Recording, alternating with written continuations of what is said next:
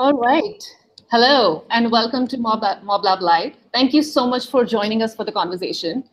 Today, we'll be talking about how to win when it's getting harder and riskier to campaign for change. And we have some amazing bunch of guests who will talk about that, and an audience of more than 45 countries who have registered to join the conversation.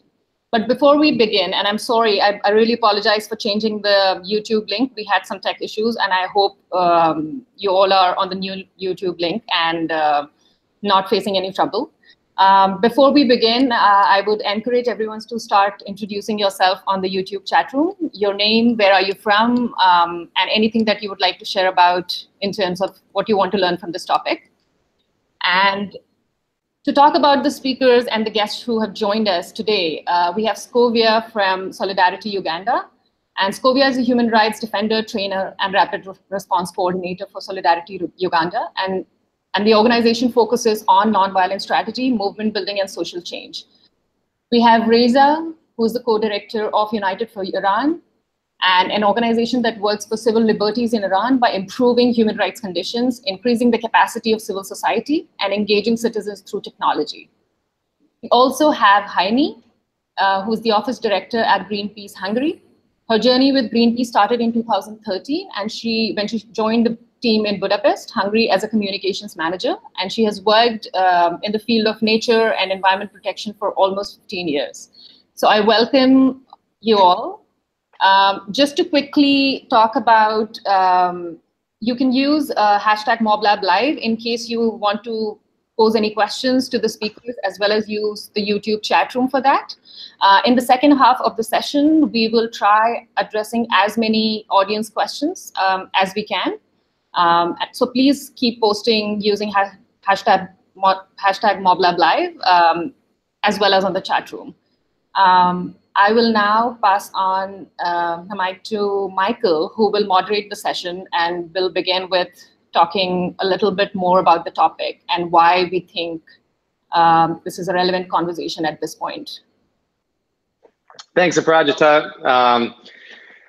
Yeah, we want to dive right into this because we do have such amazing guests here from all around the world. The reason we thought this might be a good conversation to have right now is because earlier this year we were able to connect with campaigners and activists and change makers all around the world to ask what they see as emerging trends, what's changing in their landscape. And you can find that on our website at mobilizationlab.org at the front there. But one of the key themes that you may have noticed is that it's just is the name of this session here today, which is just that it's getting increasingly more difficult for campaigners in more and more places to campaign, to move their issues forward, to speak out, to organize, assemble, and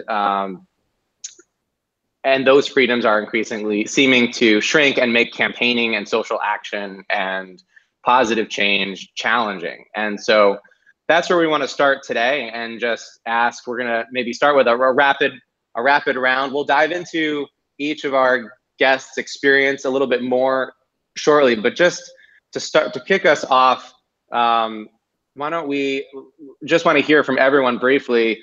You know, Scovia, if your screen's frozen on my end here, but if you can hear us, tell us in Uganda what's been changing lately. You've been in jail several times in recent years. What's changing from where you sit? Hi everyone who joined us today on this call. And this conversation, which I think is very, very important at this critical time. My name is Scovia. I coordinate rapid response, like Aprajita said, at Solidarity Uganda, but I'm also an activist working with the women's movement, the youth movement, and a number of other movements, including the land movement currently. What I could say has been changing is really like more how activists and organizers are navigating around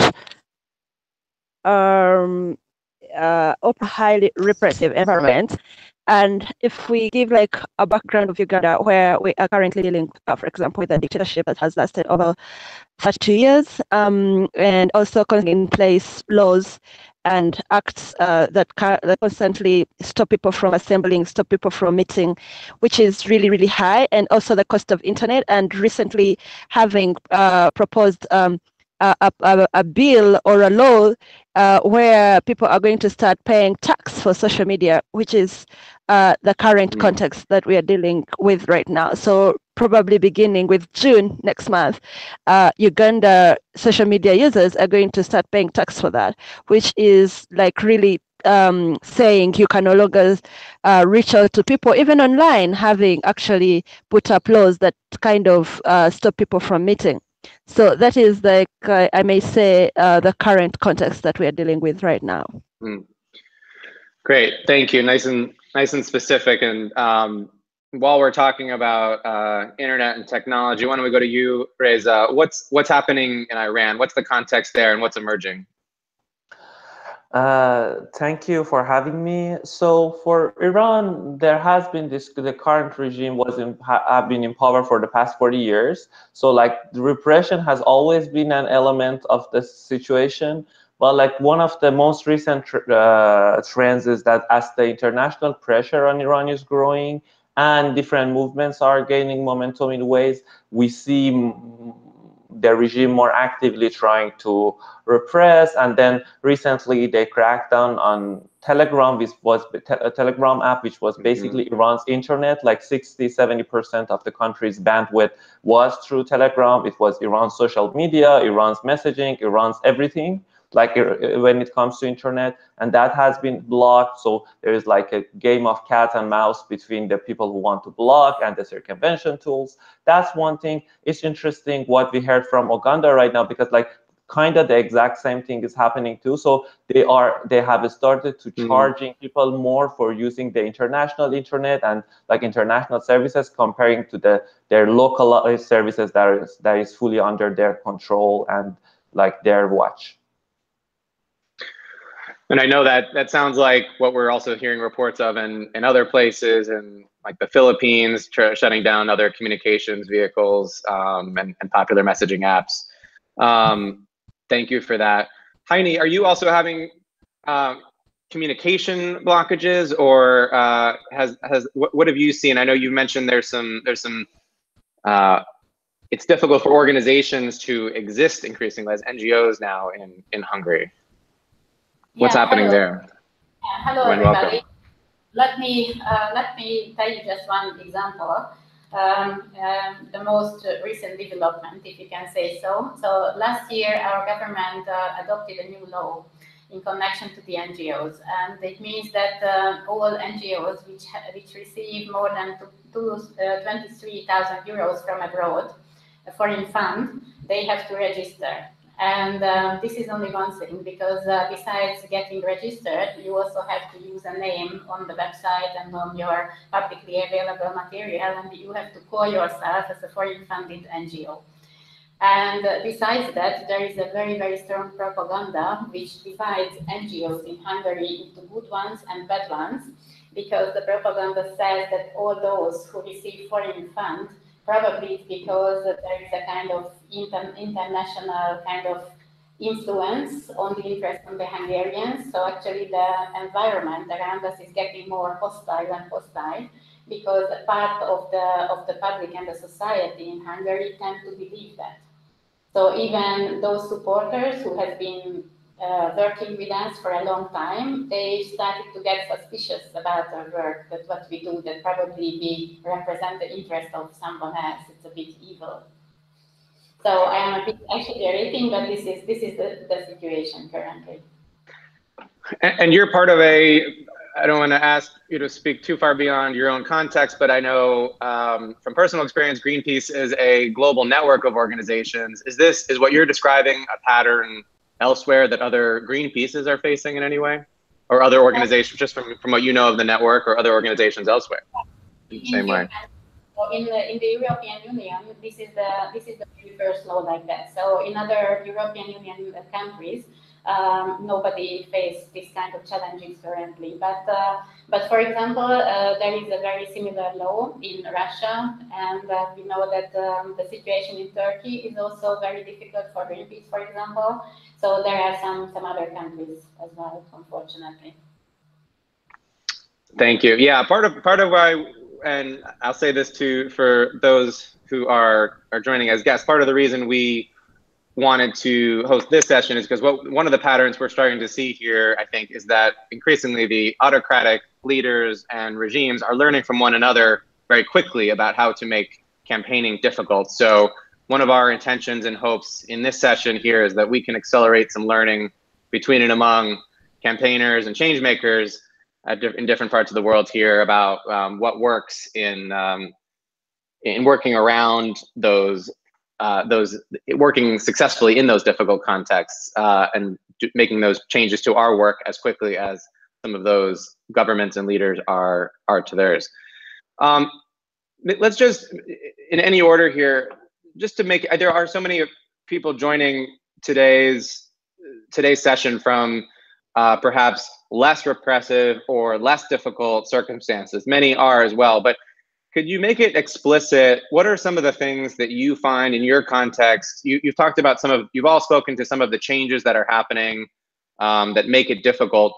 What are the things that you think that the kind of traditional means of communications, organizing, whatnot, that you just cannot rely on, that you think that that you feel like elsewhere most people are able to, or that you have people who may not be as familiar with your context may not understand? Are there some basic things that you think other people elsewhere are using and able to rely upon that you cannot? What are the top things that come to mind? And we can go in any order and make this an open so very discussion. Quickly, if you're an organizer in Iran, you certainly can't and shouldn't be using regular text or phone calls. Like that's like the most stupid thing you can do, because they will get you. Yeah, actually, I cannot name anything like that. So we are still able to use all of the traditional communication channels, but we have to use them differently, and we have to put much more energy and effort to prove our legitimacy. So whatever we do, we have to explain more that why we do that and why is it important for the Hungarian people, what is the change we are gonna make. So we have to be much more strong from this point of view. And Scovia, what about you? Yeah, I just wanted to say that, for example, in Uganda, you cannot rely on any phone use, like direct phone calls and text messages.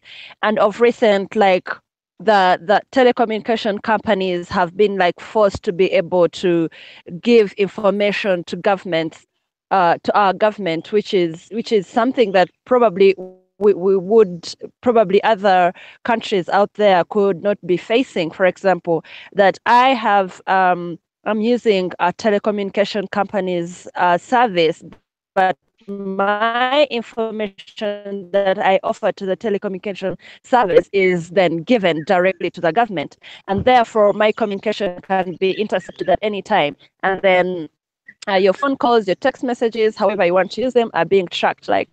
Almost every conversation is going directly from the person you're communicating to the government security agencies.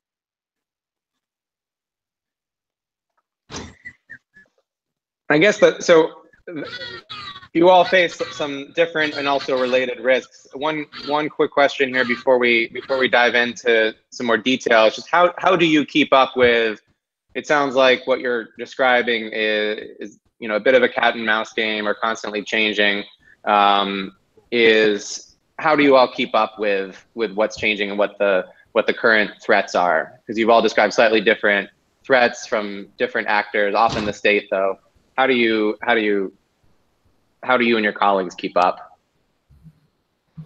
For example, I'll say I would say generally creativity and kind of enhancing our digital security measures, which has kind of helped us to communicate better, but also to be in position not to put at risk the people we are working with, and being creative about it and saying, okay, if I'm going to a meeting, I'm not going to call somebody and tell them exactly where I'm going to, what time the meeting is, and who I'm meeting on phone directly. And so we find a creative way of managing our digital security, which probably as we go on, I can talk about in detail what that creativity actually means. But also the importance of digital security has been like the thing that we have to actually capture and go on with. Yeah.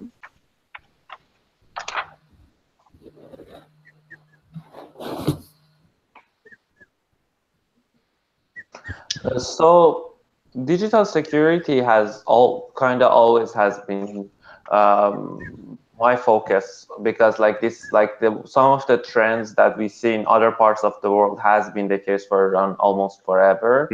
And then using hardcore encryption like PGP, for example, has been something that we have always been doing. And Iran has been more actively using deep packet inspection, which basically means whatever encrypted packet is they kind of try to decrypt and find out what it is.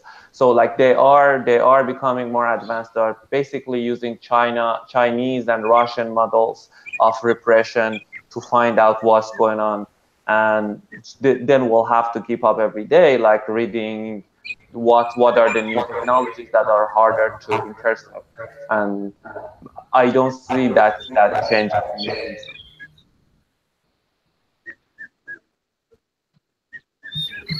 And how about in Hungary?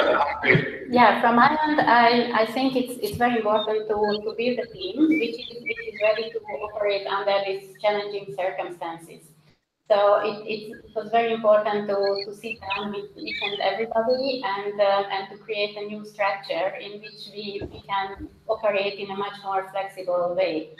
And for example, it's also very important that we have a kind of job descriptions when there are some slight overlaps, meaning that colleagues knows about each other tasks, and whenever it is necessary, they can jump in from one job to another one. So, for example, if we get a lot of hostile comments on our Facebook, then other people who are probably campaigners or, I don't know, working on the fundraising, they also can join the communication teams and help them out. So this kind of flexibility and trust within the team, it's absolutely necessary. That's great. Thank you. Well, I think this is a good time for us to start going a little deeper into each of your experiences. You all have some incredible stories and experiences to share today. And I hear why don't we start where I hear the birds chirping? I think that's with Scovia. And yeah, as we started Scovia, I mean, we all, as we mentioned, you've had some very personal experiences, not just with, certainly as Solidarity Uganda, battling a formidable adversary with the government, but also personally and impacted. And so I'd just love to hear a bit more about what you've learned from, about countering pretty significant government attacks. It feels like you've been through almost all the worst case scenarios that many people can imagine, from having your offices raided to being thrown in jail for speaking. So yeah, tell us what are some of the big lessons that you and your team have learned so far? Well, I can say when our offices, for example, were raided in the eastern, where our key offices are in the eastern part of the country, at a time when actually the country was being mobilized around a campaign where the president and his parliament, I may say, were trying to amend the constitution to allow him contest beyond the provisional age limit for any presidential candidate. and Solidarity Uganda being an organization that was actually organizing and building people's power to actually be able to push back against such injustices and repression and constitutionality, was that our former ED was actually one of my colleagues was also arrested. And what was like, I mean, like more striking and a point of like to remind us more about dictator security was that as soon as my colleague was arrested, he texted my ED and said, "Oh, I have been arrested and I have been taken to police." But now when he arrived at the police asked him, "Have you like spoken to your ED of recent?" And he said no, and the police officer was able to say, "But you just texted her and said you've been arrested and you're in our custody." And that was like striking for us to know that our communication is not going direct to the people we are communicating to as organizers, but it's being intercepted and information is being taken to the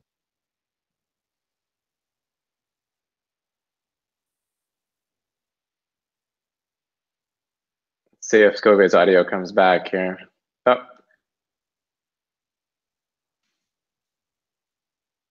Scovia, do we still have you?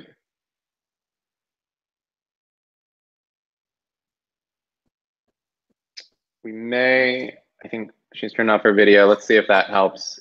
Scovia, are you still there? Otherwise, we'll come back to you. Or yeah, I'm here. Can you hear me? Yes, we just lost you you were telling us about the lesson of when you found that the communication was being intercepted by the police or by the authorities.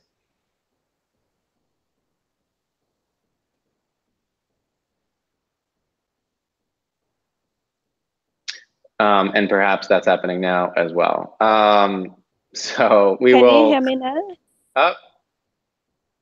Can you hear me now? Yes. Okay.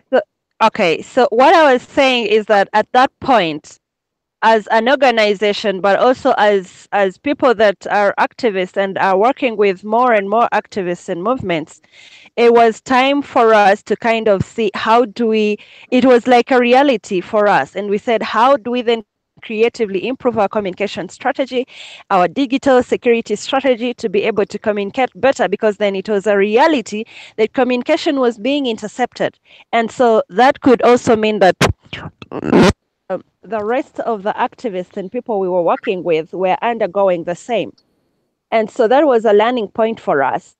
I will also tell you, last year when I was taken into police custody, when I was doing a training, was that what I also learned was at that point when I was arrested, I realized it was that moment that I needed, like, for example, to be able to stand up. And one of the things we do to be able to help people be able to continue to do what they are doing in the face of repression is to undergo training.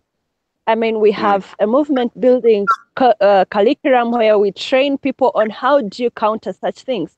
Because the manner in which I was arrested, first as an activist, but two as a woman, where you're being either undressed or you're being humiliated in any kind of form, is a way to kind of keep away the rest of the women from actually participating.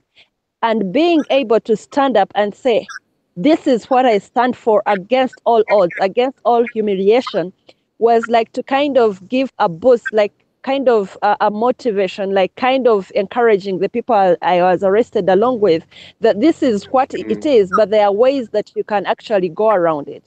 And being in jail itself, and the techniques, having learned from my colleague that actually police can seize your phone or can intercept your communication, I also learned that whenever I'm going to meet activists, then there are things I must be aware of: physical security, digital security, your dressing code, the kind of phone you're carrying around, the kind of communication you're putting across.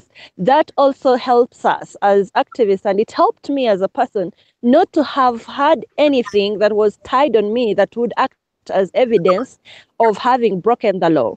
Like I always tell people, it's as an activist, it's good to be, you do everything else, but you can't allow to be caught on the wrong side of the law. So then that gives them an excuse to say, okay, you've broken the law, and they put you inside. But for us, we were aware of that.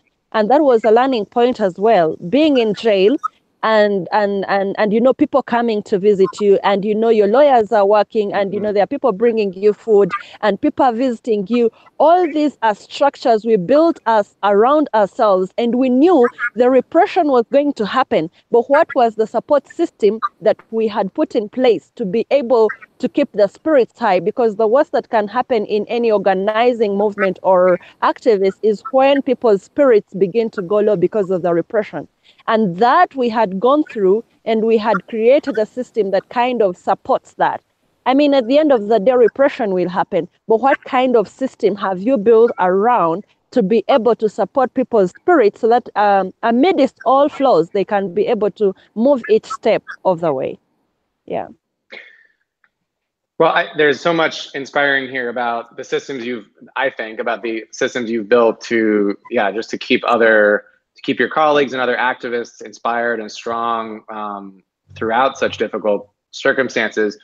You've also, as I understand, you've shared some stories in the past also about how you've not just kept your colleagues kind of strong and helped them stay safe, but also actually used, from a campaigning perspective, used some of these attacks that you've been through to your advantage in a almost a rapid response campaigning scenario. Could you speak to, do you have any stories about that you can share, or tell us a bit more about how you're able to almost turn these attacks into your advantage? Yeah, so for example, I remember, when my colleague got arrested, and even when I got arrested, usually the strategy is we will use the fact that people are inside jail, for example, to use it as a fundraising strategy. So government will know the longer they keep people in jail, I mean, the more money for operations we actually get. Because every time people got arrested and we ran across the internet, we got like more money, meant that we were going to do more organizing, because then we had the resources to actually do that. Also, when I actually got out of jail, I think the first thing we did was like we were going to be able to sue police officers at an individual level, 1 for illegal arrest, but 2 also for illegal detention, and 3 for torture at all levels. And we were not just suing the police, but we were suing individuals. So that we used to be able, like at the end of the day, the people in security will be able to say, okay, fine. Now, if people are using this to be able to put us in the spot, then we will have to rethink about how we are arresting people, how we are detaining them beyond the given hours, how we are torturing them. And guess what? This week, I just learned that one of the departments that was used to arrest me so brutally has been closed. And I'm like, why? And for me, that's not like a win, but it is to say, why are they afraid and why are they closing the department when the police officers from that department have been sued and they are being given summons to actually appear before courts of law? So being able to seize that moment to put the agents of this repression and dictatorship in that spot, so that they kind of rethink, and for them not to simply think, so maybe they're acting as pillars of this kind of repression, but for them to kind of rethink about the position, whether they want to stay in these pillars, and when they've actually done what they are supposed to do, and then, I mean, the top guy is kind of hiding away from them and they have to answer individually. So that is like a way of kind of bringing, of shaking these pillars that are supporting this repression to rethink their position, like tickle them a bit so that they can shift around and probably even come off, so that then we have like some sort of power dynamics that are happening. So that is what we've been using, that to kind of cause that kind of shift within the pillars that are supporting this repression, that are supporting this dictatorship. And I mean, like, if those who have been privileged or who have the chance to have been following what has been happening in the security agencies, this is what is happening. Like, individuals are then rethinking their position. We see people resigning. We see police officers coming out clearly to actually condemn these acts, and So I would say that is the little experience of how we've been able to use what we've gone through to our advantage, but also to continue to be able to organize better. Thanks, Govia. I'm sure that's going to inspire some more questions. As a reminder to everyone, you can put something into the chat here if you have questions you want to follow up on anything you're hearing, or into Twitter with the hashtag MobLabLive. We'll go to let's switch over to Reza and talk more about some of these questions of security and communications and technology. United for Iran is really renowned, I think, for, certainly in the circles that all of us here listening run in, for the kinds of apps and technology that you have developed and to support mobilization, communication, and to enable things in this rapidly changing landscape that may not otherwise be possible. Could you tell us a bit about, you have several different apps and tools that I feel like you've been working on and that your site is profiling for different campaigns. Tell us a bit about what you're working on and what you're most excited about. So it's very hard to say anything of interest after such a inspiring and touching story by Govia, honestly. But I want to share some experiences regarding securely organizing.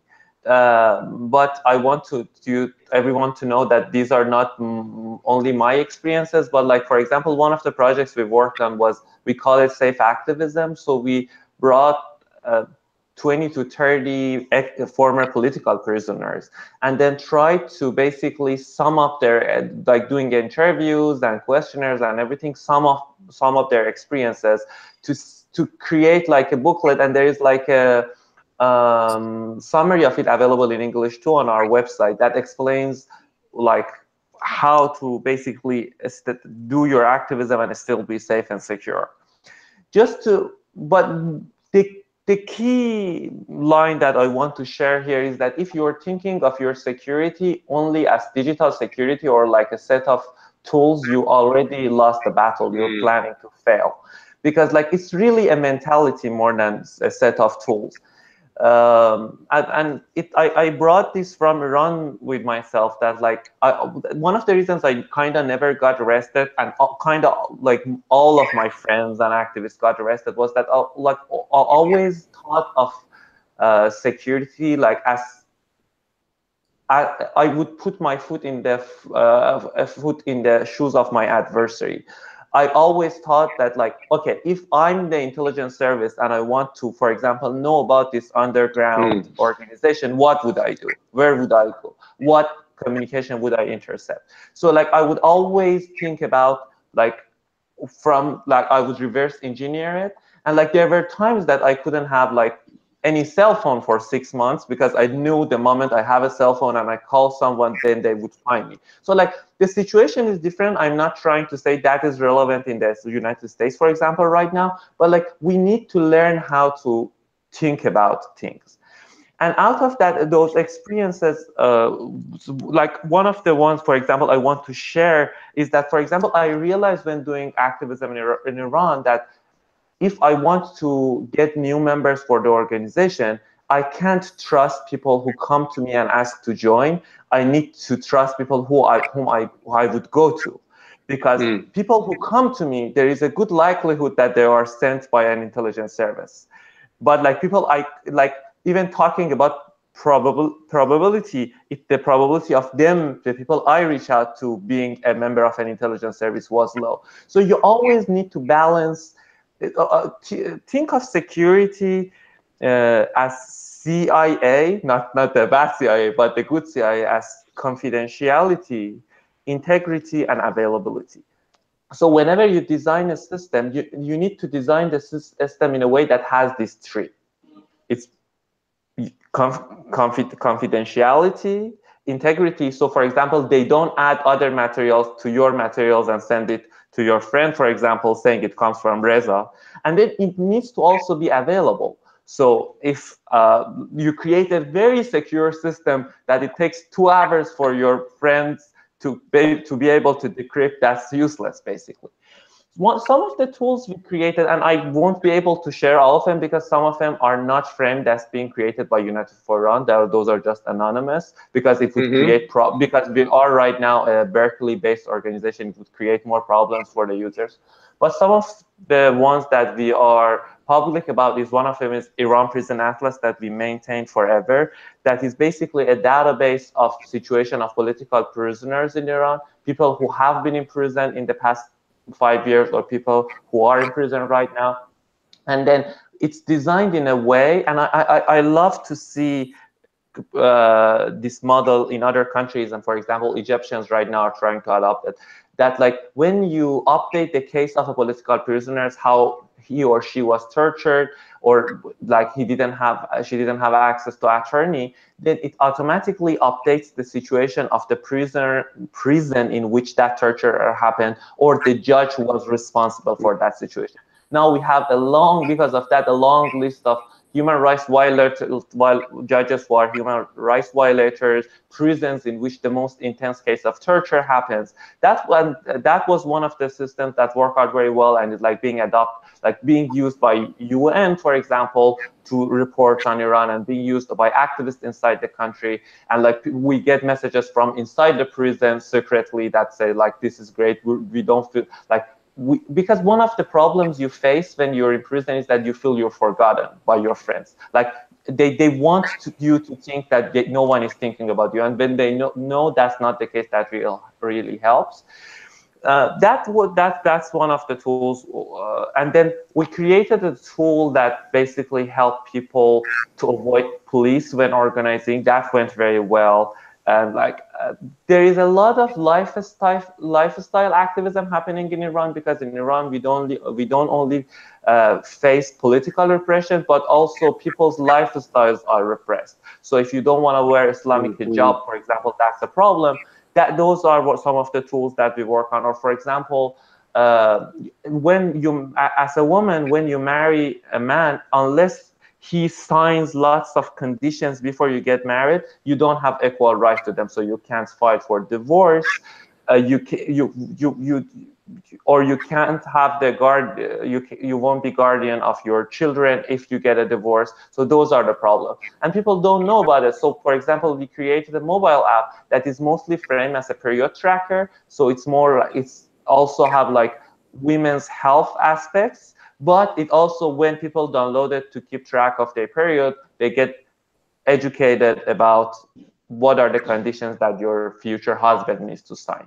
So we always have to think when we create tools, think about creating things that would go viral and are more popular and is like stand less sensitive. But when people use them, they realize that they have other usages as well. But for this context, I have two specific things to share. First of all, check out our Safe Activism booklet. We have got so much good feedback about it. It's only a summary of it available in English, but it helps. And I have been studying Iranian model of repression and American model of repression, and from other parts of the world. There is one specific tool that I'm not aware of a single case that it failed like badly, and that's PGP. So like, for example, US intelligence services has been trying to break down PGP for a long time. Like even if you read Kevin Metnick stories from like 30 years ago until today, and like if you work on very sensitive projects, definitely use PGP. I'm sorry for talking too much. No, that's great. Thank you. And I want to come, maybe I'll ask everyone to start thinking about a list of the tools that you use and that you found to be effective that we can share toward the end. I'll be particularly interested, Teresa, if you, in addition to the special apps you've developed, you've also taken advantage of some of the other ones that we hear about for communication, like Signal and Telegram and whatnot. But we'll come back to all that, and let's jump over to Hungary. Heini, are you also? Do you find yourself? You've spoken earlier that you're focused on the very basic existence and legitimacy of your organization, of Greenpeace in Hungary. Are you able to Does that create a different set of problems? Are you also thinking about secure communications at the same time as trying to, and PGP encrypted email at the same time as battling the government for your license to operate?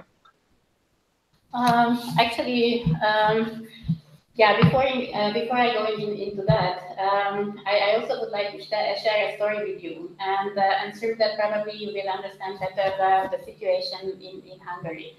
And Great. This story is about a huge event we organized together with, at the end, together with another 100 civil organizations.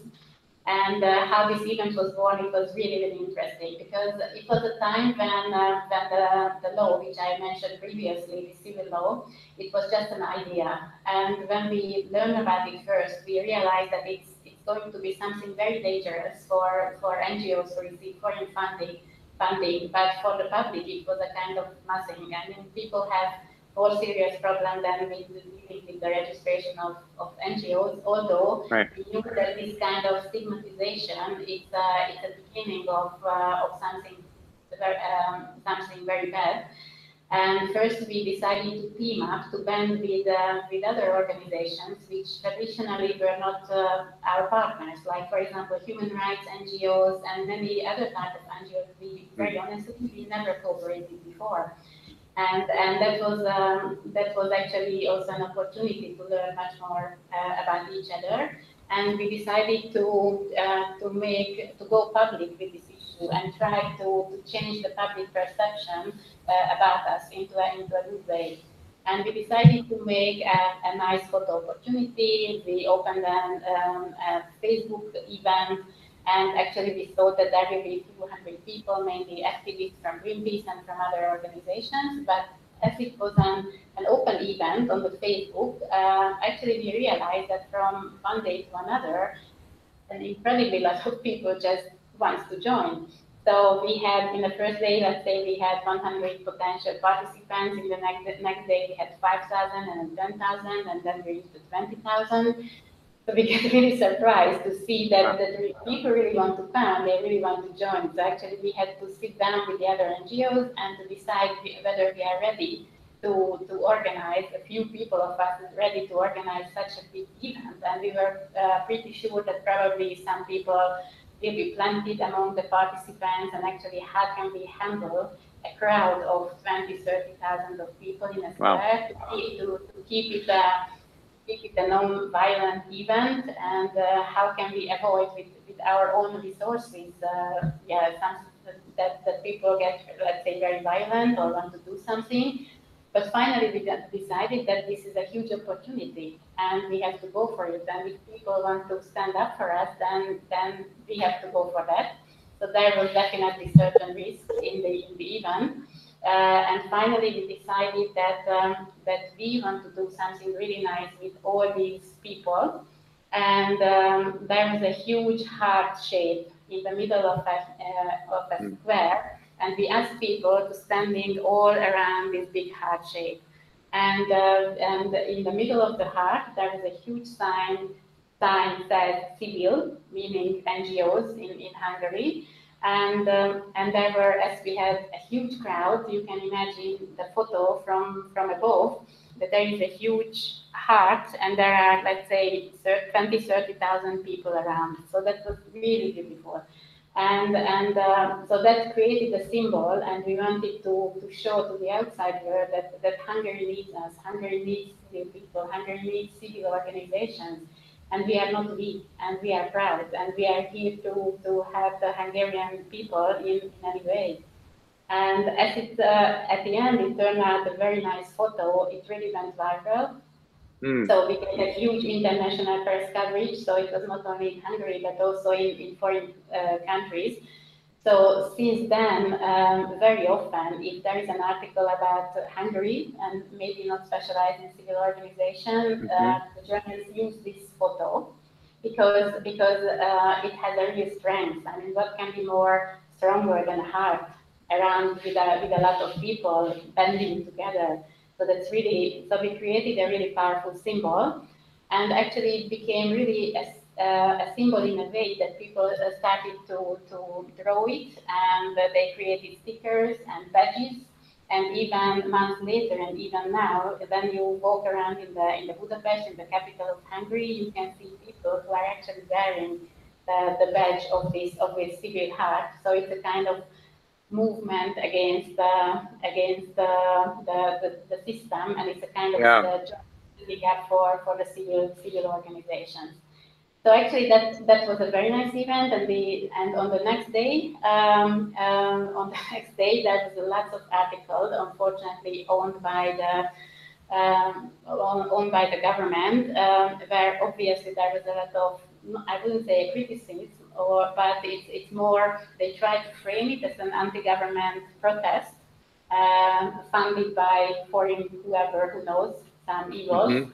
And after that, we really have to take care of our communication, because we really received a lot of negative comments from our supporters and Facebook followers.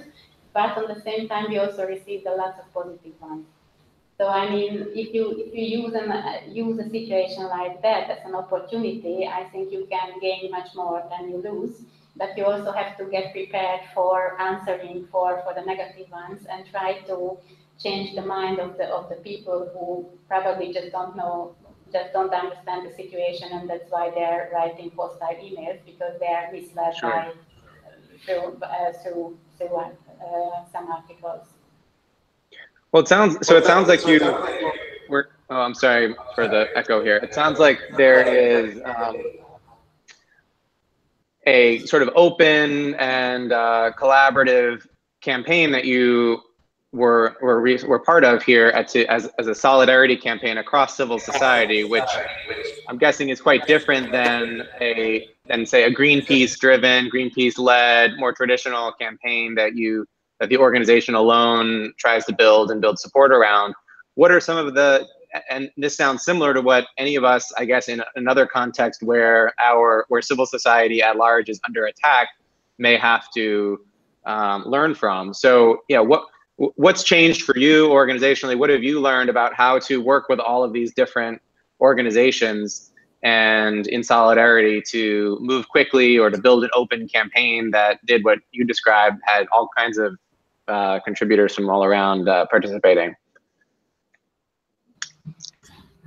At the beginning, it was when we started to cooperate. Actually, we have to learn a lot about each other, because all these NGOs have a different setup, different way of thinking. Some of them has a kind of active-based and way of thinking as Greenpeace, but the others are just, let's say, lobby organizations.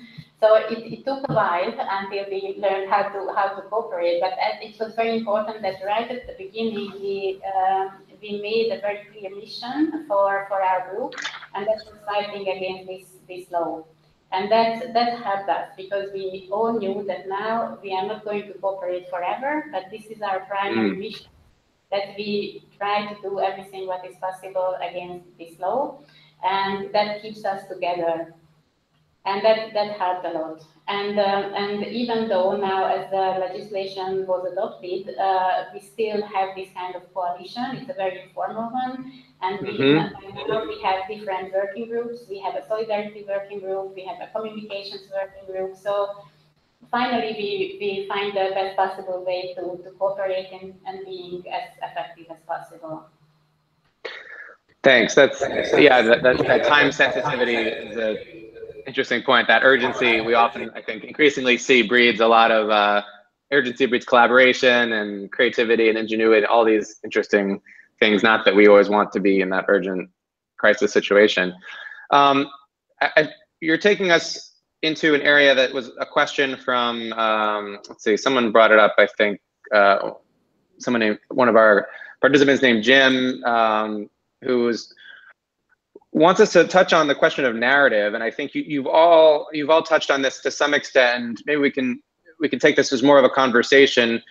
What I'm hearing is a series of different kinds of activities that work to shift the narrative that the government or our opposition is trying to introduce, right? And create some kind of counter story or narrative about what's possible, whether it's showing solidarity physically in the square, or creating info activism in Iran with some counter data and information about what's really happening, and so yeah, maybe you can all speak for a moment on this question of how do you think about narrative. You've all taken various proactive stances in some way, but what's the strategy there? How should others think about, you're speaking to guests from many different contexts, many of whom are or may soon be under dealing with some kind of similar situation of shrinking civil or civic space. So yeah, how do you think about the storytelling around this? And who's ever ready to dive in, we can start with. Michael, I think, and the rest of the people that joined this conversation, I think the question of narrative and the kind of story that any organizers would want to tell is quite very important, especially in a repressive environment.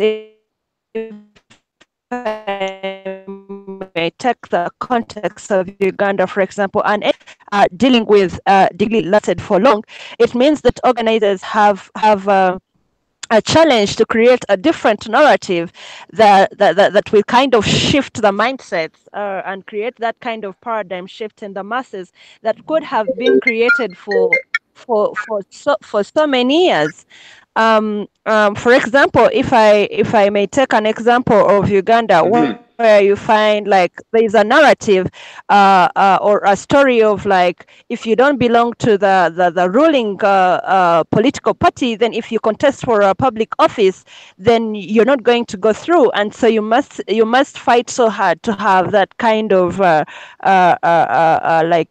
go through kind of ticket to be able to contest and win. But if movements and organizers around the world, or even in Uganda, for example, have a challenge to actually create a narrative, and this is like being able, if you're a movement or if you're a group of organizers, you have to come together, for example, and say, what is my story, for example, as a person joining the movement? What brings me to that movement? And then you're able to share that story, and somebody else is able to share their story, and you're able together to craft a story that actually captures both your stories, and that becomes your story. And when that becomes your story in a way that you will have crafted it, then it becomes the story of the public.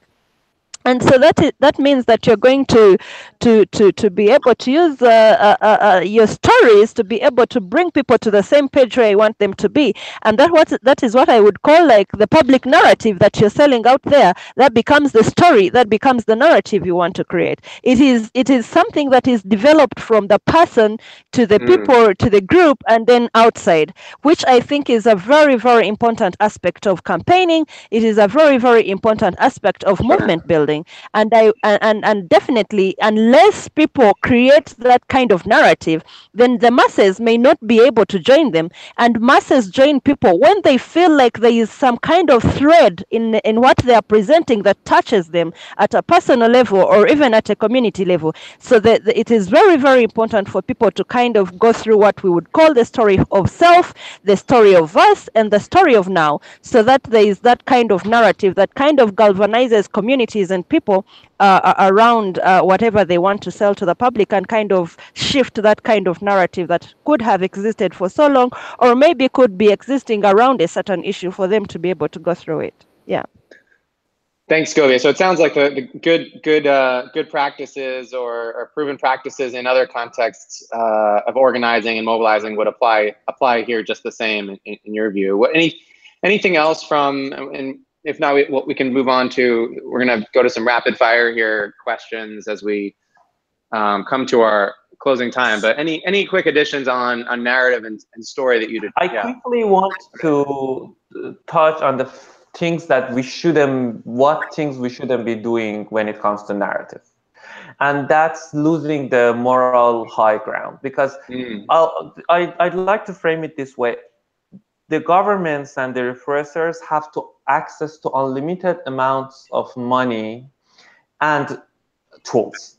That we don't have that, but we have time. That's what we have, and I suggest we always play the long term.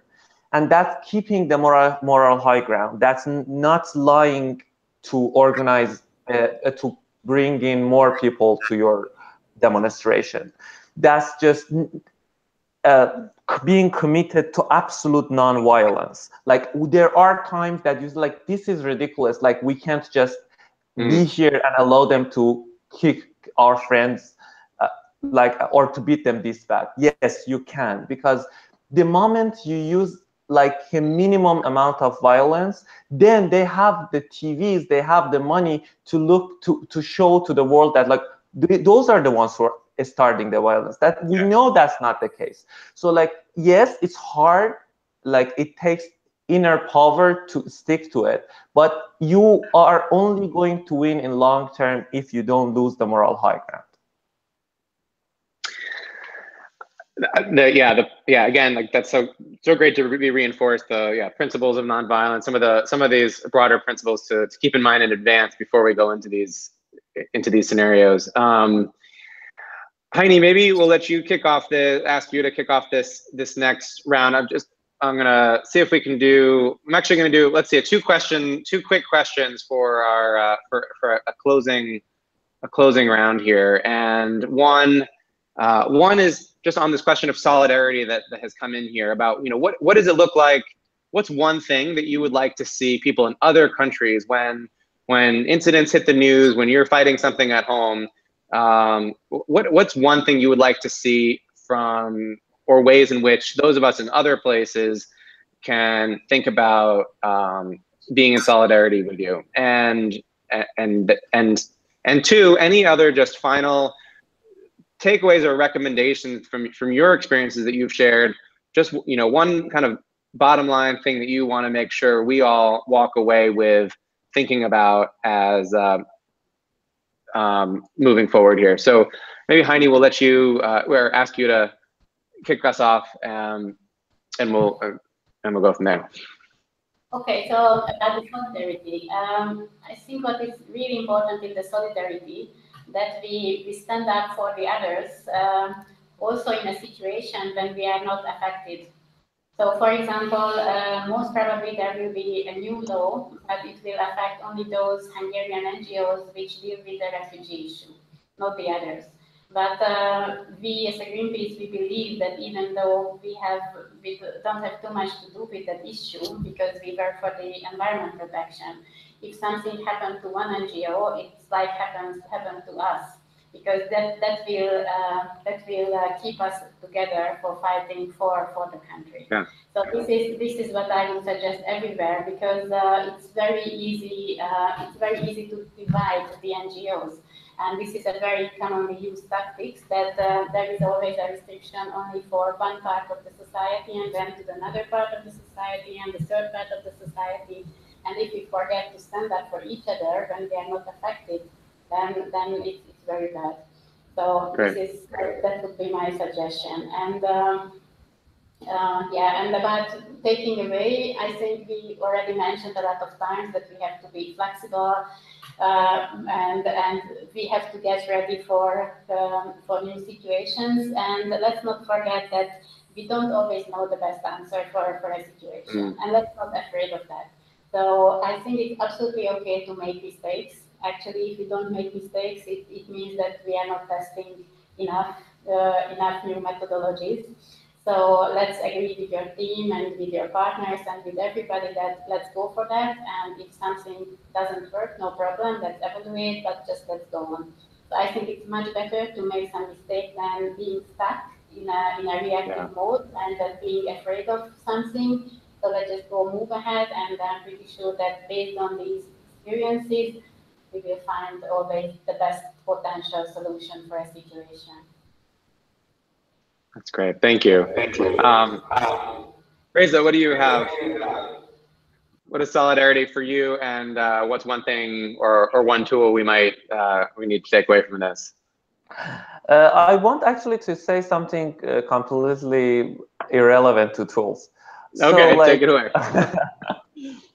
So like, we are going through hard times, and it's only going to get harder. Like we all know, like there are at least like one thing, there are at least going to be hundreds of millions of climate refugees in the next decades. And that will fuel more right-wing politics in the world, and that would make our lives harder and harder. That's one thing. Like what is going to be my reaction? I'm personally committed to one thing, and that's not adding drama to the world. And by that I mean, like, it's important what place this activism comes from. I want to make sure that our activism doesn't come from a place of hate. It comes from a place of love, and because, like, I love this sentence that do what you do with a being, but don't put them outside your heart. Like, the people we see in power, the people who we see who torture us, who arrest us, who do the worst things, they're just unconscious. They are not our enemies. And the only thing we can do is to bring more light. It's just not a war. So unless we are willing to add to what's wrong with the world, we have to make sure to check with ourselves every day and every hour that what we do comes from a place of love. Beautiful. What a beautiful note to end on. Thank you, Reza. Scovia, I think you're still with us. Yeah, I'm here. I think what I would want to conclude with is really, first and foremost, I want to acknowledge Reza's position of activism coming from a background of love, from a point of love, but also being able to vision that is like having something to hold on to, which is like more of hope. And I would say I would say from my experience is that I would encourage all of us to kind of set up a rapid response system that actually is not only responsive, but is also able to kind of build a background that can foresee things, which of course requires commitment, requires resources, requires time, and which may not all be available to us, but having that system in place may be able to actually kind of minimize, I may say, things that will then increase the hatred that Reza is talking about in our movement with a group of organizers that we may be working. The kind of solidarity in itself.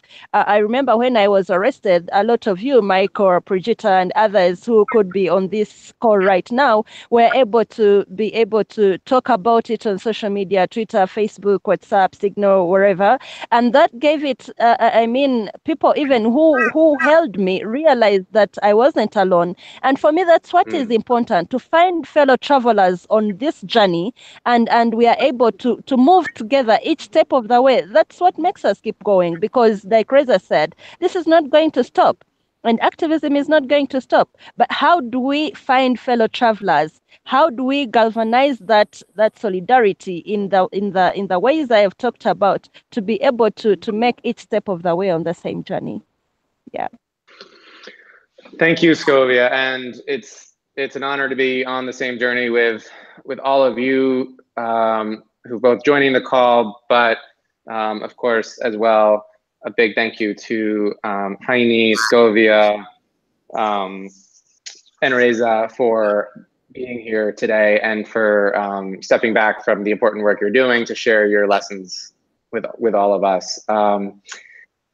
We will invite, we will of course be posting this online and adding in any additional notes, tools, links that were briefly mentioned here, and that's also a good opportunity for me to acknowledge and thank Aprajta, who has been producing this MobLab Live and all of the others, and has been in touch with all of us to make this important space happen. So thank you as well, Aprajta. And we're going to have to close, but the best way for us all to stay connected on this and other opportunities like this, and especially the next MobLab Live, is through our newsletter and dispatch, which you can get on the mobilizationlab.org website, where we will give you the heads up and the announcements for our next session, and when the recap, of course, is posted. So a big virtual round of applause from all of us, and thank you and appreciation, and wishing everyone here the best, and for a good rest of your week. So thank you, and we'll talk to you all soon. Thank you.